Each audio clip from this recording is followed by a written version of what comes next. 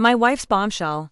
A 10-year love story turns upside down. I never saw it coming. One ordinary morning, my world shattered into a million irreparable pieces, and I'm still struggling to pick them up. My wife and I had what I thought was an extraordinary relationship, a bond forged over 10 years, cemented by 4 years of marriage, but yesterday, everything imploded when she revealed a secret that cut deeper than any blade. She's a lesbian. The air in the room instantly thickened as the implication sunk in. A cruel twist of fate I was ill-equipped to handle. She, the love of my life, was admitting she wasn't attracted to me anymore. And the mere thought of navigating life without her, my anchor, felt like an unbearable sentence. Yesterday began like any other day. I woke up, stretched, and noticed my wife sitting on the patio, her shoulders shaking. Without hesitation, I rushed to her side, ready to console her, to unravel whatever problem plagued her. But what tumbled out of her mouth next was an unforeseen earthquake that shook the very foundation of our marriage. Through a veil of tears, she confessed she was a lesbian, a truth she'd been grappling with. And the words "I'm so sorry" hung in the air like a death knell. She insisted she didn't want to leave me, despite the stark reality that her attraction had shifted. A statement that both comforted and pierced me with a sharp, confusing pain. Ironically, her attraction to women wasn't entirely new to me. Over the years, we had explored that side of her sexuality together, indulging in thrilling threesomes that only seemed to strengthen our bond. I had always been supportive, encouraging her to explore her desires, wanting nothing more than her happiness and fulfillment, even if it meant sharing her with another woman. But this felt different, catastrophic. The rest of the day was a blur of tears and desperate conversations about our future, a future that suddenly seemed shrouded in impenetrable fog. All the plans we've meticulously crafted, the dream of buying a home, exotic travels, adopting a menagerie of pets, and growing old together seemed to evaporate into thin air, replaced by a heavy, suffocating uncertainty. Even our sex life, vibrant and passionate until a mere few days ago, became a painful reminder of what we might be losing. We had always been adventurous, experimenting with kinks, discovering new ways to pleasure each other, a testament to our intimacy. I found myself telling her that I didn't blame her, that her sexuality wasn't a choice, that she hadn't done anything inherently wrong. But those words, though meant to comfort her, did little to soothe the ache in my own chest. She's not just my wife, she's my best friend, my confidant, the person I've weathered countless storms with. We built something so beautiful, so supportive, so strong together. And the prospect of losing her, of starting over, feels utterly impossible. She swears she doesn't want to leave, that she still envisions a future with me, albeit one devoid of physical intimacy. But she also recognizes the inherent unfairness of that proposition, a constant reminder of what I can no longer have. All I want is her, the woman I'm so deeply, irrevocably in love with, the woman I find endlessly attractive, the woman I tell every single day how breathtaking she is. But her revelation has shattered my heart and crippled my self-esteem, leaving me adrift in a sea of confusion and despair. I'm at a loss. I know the internet is teeming with unsolicited advice: move on, lawyer up, hit the gym. But I honestly don't know if I possess the strength to do any of those things. A desperate, irrational part of me is clinging to the hope that she'll wake up one day and realize this was all a mistake, that she's simply overwhelmed and confused. I know, deep down, that's not how this works, but the wound is so fresh, so raw, that I'm grasping at any sliver of hope I can find. We don't have any children anymore, and all our beloved pets have passed away. So we are just left with ourselves, and we did just move into a new house last week, so we might be stuck with each other until next March at least. I just want my wife back. Comments from original post are included here. Lord Christina, this is why you're going to have to eventually leave. It's too much of a burden to live with. Can you imagine every day playing being so close to someone you love like that and being unable to be with them? Not just sex, I think you know what I mean. Can you imagine listening to her get off with someone else? It was hot when you were doing it as an activity together, but it'll be different going forward. Right now, and that's fine, but it's a special kind of hell you're about to. You won't even begin to heal until you've had a clean break and some time to process everything. Source: my brother's brother, his dad. And another woman's kid killed himself over something very close to what you're describing. My reply: I appreciate hearing each and every bit of advice I get. The more perspectives, the better. Deep down, I know you're probably right. But goddamn if it doesn't hurt like hell to even think about. Ask all the questions. 86. I will just say this. My ex tried to work it out with his lesbian wife because they had two babies to take care of. It did not work, and it probably made the divorce even that much worse. Either she's trying to soften the blow by telling you she wants to stay married and for you to have sex with other people, and then she'll end up leaving. Or she's trying to use you for emotional, financial support until she finds a partner. Either way is super unfair to you. I highly suggest counseling and to start talking about a physical separation, so you can find yourself and give her a chance to find herself. My reply: that's pretty much my biggest fear right now. That she'll eventually find someone and straight up leave me. Counseling and distance are probably the right call. Another commenter: hi, I'm not the wife in this particular post, but my husband and I are going through the same thing right now. I can't speak on your wife's experience because I don't know her personally. But when it comes to my 10-year relationship with my husband, I struggled a lot with my sense of identity the entire time. I didn't know it had anything to do with my sexuality, but I knew that the experiences I had in childhood made me learn to be a people pleaser to protect myself. But once I was in an emotionally healthy environment, I realized I didn't know anything about myself. All I knew was that my husband was the only person that was safe. I started going to therapy to address my childhood, and that's how I came to learn about compulsory heterosexuality. It all kind of clicked from there. If there's one piece of advice that I can give you, it's that you couldn't have done anything to change the outcome. It's not fair to you that you fell in love with someone that can't be attracted to you. In the same way, you deserve a wife that can give you 100% of herself. She also deserves to find someone that she can give 100% to. It's going to be a painful process, but we have to trust ourselves to do hard things. Good luck to you. My reply: this all sounds way too familiar. There are definitely some strong parallels between your life and hers, and I appreciate your advice. 1 year later update. Reddit: it's been a long, agonizing year. I wanted to give you all an update on this chaotic roller coaster of a year. First things first, I want to offer a sincere apology for the jumbled mess that was my original post. I was a train wreck back then. I also apologize to everyone who reached out and didn't get a response. There were so many of you, and it became overwhelming to keep repeating the same answers. But please know, I appreciate every single one of you who extended kind words and shared your own experiences. I woke up on that fateful morning blissfully ignorant of the seismic shift that was about to occur. Finding my wife on the patio, visibly distraught, I instinctively rushed to her side, assuming the issue was work-related. I was so wrong. As she choked back tears, she uttered those devastating words: "I'm a lesbian," and the world I knew instantly shattered. I'll never forget the feeling of the walls closing in, the intense fear, panic, confusion, and grief that washed over me in a suffocating wave. Initially, she insisted that we could salvage our marriage, that we could navigate this new reality together through couples therapy. Desperate, I agreed, clinging to any semblance of hope.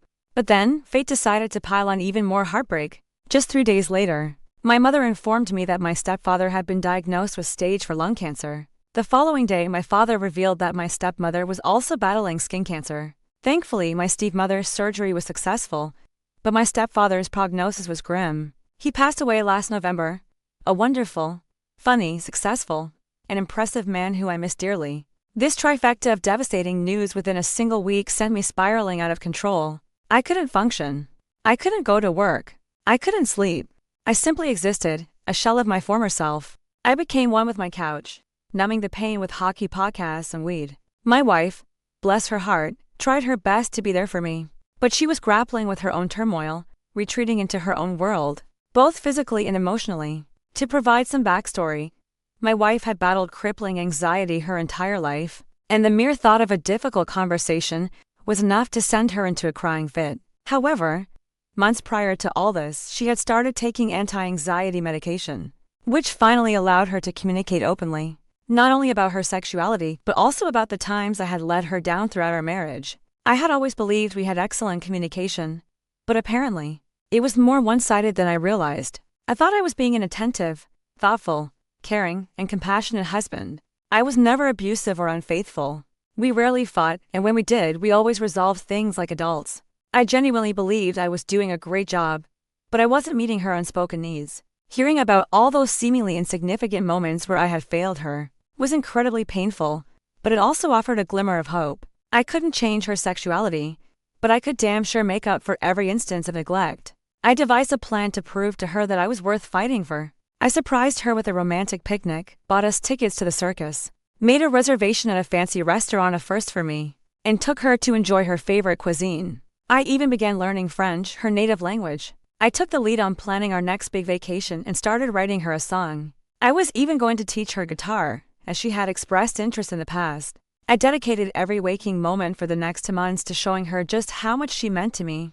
She also confessed that she now wanted children, something we had previously agreed was off the table. For her, I would have done it without hesitation, and I made sure she knew that. In May, she embarked on a girls' trip to the Dominican Republic, a trip that had been planned for over a year. We agreed to maintain minimal contact during the week so she could clear her head and truly figure out what she wanted. We actually hooked up the day before she left, and for the first time in 2 months, I felt a surge of optimism that everything was going to be okay. But the day she returned, she officially ended our marriage. Now, one of the most challenging aspects of this entire situation was that we had just moved into a large, new house with roommates on March 1st. Neither of us could afford to move out immediately. It would have financially devastated us and our roommates. Living in Vancouver, where the cost of living is astronomical, made it even more difficult. So, we devised a system of sharing the room. There were even times when we would still share the bed, but eventually, it became too painful. I ended up renovating the large shed in our backyard, complete with a futon, air conditioning, and ATV, and essentially lived in it all summer. As time went on, she began dating someone else, and she was gone more and more until she had effectively moved out, but was still contributing to the rent. During these tumultuous months, so many people close to me experienced unimaginable tragedies. One of my closest friends lost his mother to cancer. Another good friend from high school lost his wife to cancer as well. I had known her through work and witnessed their relationship blossom, their marriage, and the birth of their beautiful daughter, only for it to end so tragically. And just weeks before my stepfather's passing, my stepsister's longtime partner chose to end his life. The weight of grief I felt for myself and for those around me was unbearable, unfathomable. Every day for months I contemplated ending it all, but I kept going, primarily because I couldn't inflict that kind of pain on my parents. But amidst all the darkness, there were glimmers of light. I quit my toxic but well-paying job in May due to the overwhelming stress and their lack of compassion for my situation. This ultimately led me to find my dream job a few months later. I now work as a quality control guy for a large music retailer's guitar department. I get to play guitars all day. Last summer, a few buddies and I entered a radio contest and actually won. We improvised a 30-second commercial, submitted it, and out of over 80 entries we won $1. One OK in nationwide play. My ex-wife even saw the commercial play on the big screen before a movie once. I also started a silly YouTube channel with a good friend, doing dumb reaction videos. It's nowhere near successful yet, but it's a fun outlet. And remember that Christmas prior to my wife coming out when she bought me the Blu-ray box set of the entire Dragon Ball Z series? Well, somehow we managed to watch all of it together before, during, and after the split. I'm quite proud of that achievement. And finally, I found love again. She was also out of a long-term marriage, and they had split for pretty much the same reason. We've been officially dating since New Year's Day. She's absolutely wonderful, beautiful, intelligent, successful, and an insanely talented artist. She's inspired me to start painting, and I've inspired her to take up guitar. We've been helping each other heal and enjoy life again. My ex and I are on good terms. We still care about one another and only want the best for each other. She was there when we saw my stepfather for the last time, and she and my mom are still friendly, which honestly makes me really happy. And she officially moved out on March 1st of this year. It's been a wild ride, going from breaking down and bawling my eyes out 10 times a day to where I am now with the best job I've ever had in a fun, promising new relationship. I truly didn't think I'd make it through, but I have. Thanks for reading. Comments from original post are included here. Train driver Bob said, same but different. My wife is a lesbian too. When I met her she was a lesbian, or so I thought. Didn't bother me, we loved each other. Fast forward 13 years we split amicably. Wasn't meant to be. And now she's a lesbian again. But she's still my best friend. And we have both supported each other through our pain and depression. When we split I promised myself I'd support her and the kids as best I could. 1 year later her mom died. At another 6 months later her dad died.